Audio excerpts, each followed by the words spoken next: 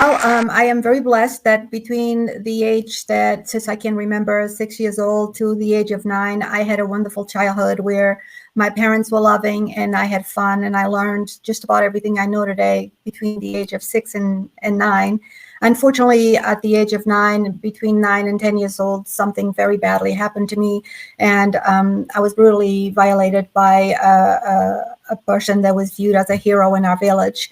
And Mm. when that happened, I was told by my abuser that no one would ever believe me and that I was not a ladybug, which is the name my father called me when I was little, that I was actually a cockroach and that I was stupid and ugly and Oh that no my. one would ever believe me. So, unfortunately, as a teenager, that's what I believed of myself. And then when I was 18, I was able to escape and move to the United States to escape my past. And I did escape the island, but I did not escape the emotions and the memories and how I felt about myself. So through my 20s and 30s and 40s, I lived a life of chaos in my mind. Mm. I was always successful. I was able to learn the language, go to college, have good jobs, and do well in my professional life. But my mind and my personal life was not anywhere near what everybody thought I was. I was always depressed. I was anxiety ridden. I didn't like who I was. I didn't like my face. I have a scar here on my face that happened from a cut that happened on one of the nights of me being brutally attacked. So when I looked in the mirror, that was always the first thing that I saw was that scar. In 2015, as a massage therapist that I am, I had a client that was very stressed out because her little girl didn't want to go to summer camp that year. And that little girl was the same age that I was when I was brutally attacked. And at that moment in 2015, I had a flashback of when I asked my mother not to make me go to music lessons where I was being Mm. molested. So that night in 2015, I called my best friend, and that was the first time I told anyone about my secret. And Mm. from there, I had this strong desire to write my story, to create awareness, to keep children safe. And I began writing my story. And I began telling some people about it. What happened was when I started writing my story, I realized that even though I wanted to create awareness to keep children safe, I was hurting inside. I felt that my mind and my heart were still at a 10-year-old level. I was Mm. very, very successful in so many different things in my life, but not in my personal life. And that's when I began my own healing process to heal my own heart. So I could then speak about keeping children safe and about possibly other women that at my age, I'm now 60, could look back and say, wow, I am also still stuck at the age of 14 or at the age of 10 or maybe even younger. We I believe that, like myself, I was always striving to be successful at everything. I was always the Mm. best at everything that I could imagine, but my emotional freedom was shattered. I didn't have emotional freedom. So I began my positive thinking, and that was very difficult to go to the mirror and tell myself that I was worthy of love and that I was love. I didn't know how to love, and I didn't know how to feel love.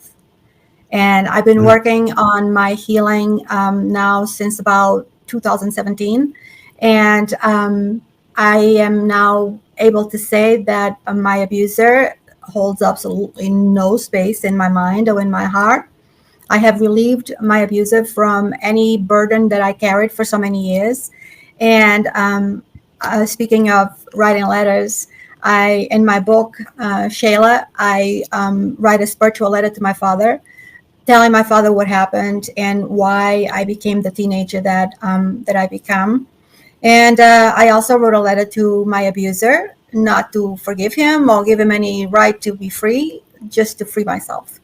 And I learned how to love and how to have boundaries and how to respect myself because it's something that I never knew how to feel. And now, as I feel this divine power and this divine love and this divine energy that comes from within me, from a very humble and gentle place in my heart, I want to bring forward the information to other women that, like myself, suffered tremendous trauma at a young age and they possibly haven't released that trauma yet and returned to love for themselves. Oh, that's amazing. What a great mission in life, right? Yes. As you reach out to these women, Regina, how are you able to communicate to them that it's a step that they need to take to open themselves up? It took you a long time to get to that place where you were able to open up to somebody else. So how can we help our audience who are listening open up to begin that process of healing? It's very difficult to open up, and a lot of women, my experience have been that they say, oh, I could never do that, or I could never tell myself in the mirror that I am worthy, or even tell other people or speak out loud of details of what happened to them. Just like Mm-hmm. myself, for 45 years, I lived my life with a mind that it was filled with shame and sadness. And I chose to never tell, because I didn't want to be judged, and I didn't want people to think less of me, because that's what I thought of myself, was less than. Right. So would you say that we can turn that around? Because we have a thought process that says if we're not achieving a certain amount of things, or we don't have something, whatever that ends up being, that we're less than by default. But if we're to say, I want to share this because this makes me more than, right? Turning that around into something that can propel you into the next step of whatever your journey ends up being. Now, obviously, I'm not a woman and have never experienced what you experienced. But what I can say as a man and as a young boy, I was always the smallest, the frailest, and the child that was always picked on by all my friends and even my family. So I resonate to some extent with what you experienced, and it stayed. So I'm 67, so you're a young girl at 60. So there you go. But it took a long time to get to a place where I was willing to say, you know what, that's okay. We're going to turn this around. I'm not that little boy anymore.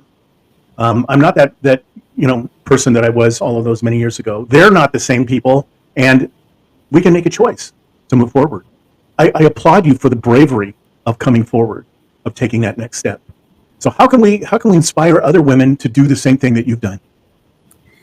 It's very difficult, and what I've done and what I tell other people to do is that you have to accept the fact that it happened, and then you have to tell yourself that it wasn't your fault, and you have to understand that it's never a child's fault. You have to dig deep into your intelligent mind and start telling yourself that it wasn't your fault. It's never a child's fault. And that another person, or more people, other people, chose to hurt you as a young girl or a young boy. Because let's not forget that trauma, it's not just sexual. Trauma can be anything Mm-hmm. from neglect, poverty, a number of things. A child can be picked on Mm-hmm. because they have a condition, or because they're handicapped. There could be a number of things. So a trauma comes from a place of not fitting in, or a place of being picked on, or assaulted, or brutally abused, or making it just trauma is trauma to the brain. So people want to forget that they were picked on because it hurts so Yeah, much. But sure. we need to learn that the power of the brain and the energy that we will receive from doing the homework, it would be like learning a different language. I like to Mm-hmm. put it as simple as possible. Imagine going to another country like I did, and now you have to learn another language. It's like reprogramming the brain to believe beautiful things of yourself, to think of yourself as a person that has a birthright to have happiness and to have love Mm-hmm. and to feel it. So I read the book The Secret about 15 years ago. I learned all about the power of attraction and manifesting. However, I didn't feel it. I knew it, but it wasn't until I Mm-hmm. started applying it 24/7, every minute. Every time you have an emotion, or you have a negative feeling, or you have a trigger, you have to immediately tell yourself, this is a trigger, this is not who I am, and I am not going to engage or be part of that trigger. Emotions will control your life. So if you think that you're not good enough, you're not going to be good enough. So it's like learning another language. You are now in your new country, and you have to speak the language, because if you speak your native language, they're not going to understand you, and you're not going to be able to communicate.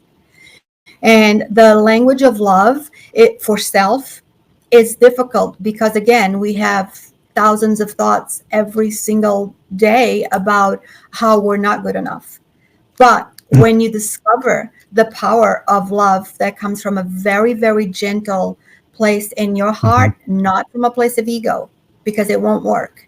It has to be from a genuine, humble place in your heart, and you truly, truly love who you are, the person that you are, and you deliver and serve love for yourself. Then you can serve love to others, and your life, your energy, your personal space, your boundaries. You can say anything that you mean, and you can mean anything that you say. And it comes from a place of Mhm. love in your mind and in your heart. And that's when you know that you have achieved emotional freedom. Oh, that's amazing. When you think about what you just described, it's a way of life, right? Being Yes, able to go into that state of mind and stay there to the extent that you can, because we're human and we're yes, going to trip and fall. But by the same token, trusting and loving yourself enough to get up and say, I forgive myself for that mini transgression or whatever that was, and love myself enough to move forward into the next step and the next step. yes, And pretty soon it's not steps, you're now jogging. And after jogging, you're running because you've built momentum around yourself. You have a yes. tremendous amount of momentum in your life now where you're at. What's next for you? So for me, next would be to open in my retreat, which is going to be called the Ah, Ladybug Movement Foundation. And my retreat is going to be state of the art, where women that are victims of child trauma can come and learn how to achieve emotional freedom. So everyone is going to come through the door wearing a victim badge, and only love mm, will be served at my retreat. And the mm, the is that everyone is going to be able to retire their victim badge, possibly the first, second week. And then the goal will be to achieve and wear proudly the Triumph badge that they will receive at the end of the program. So right now I'm writing my program. And again, only love will be served. And I'm connecting to a lot of people throughout the country and the world. And I absolutely today loved meeting Katia and Lorena and Tammy, and I'm just so excited to have met you and be part of this team here. And when I was waiting backstage to go on, they said everything I was going to say. So, but my message is my own words, my own experience. So we all three of us said just about the same thing. And the bottom line is love for self. And once you learn that, you're going to be golden. And remember, it is never a child's fault. It is never a young man or a young woman's fault that gets traumatized, whatever the trauma may be. It is never a victim's fault.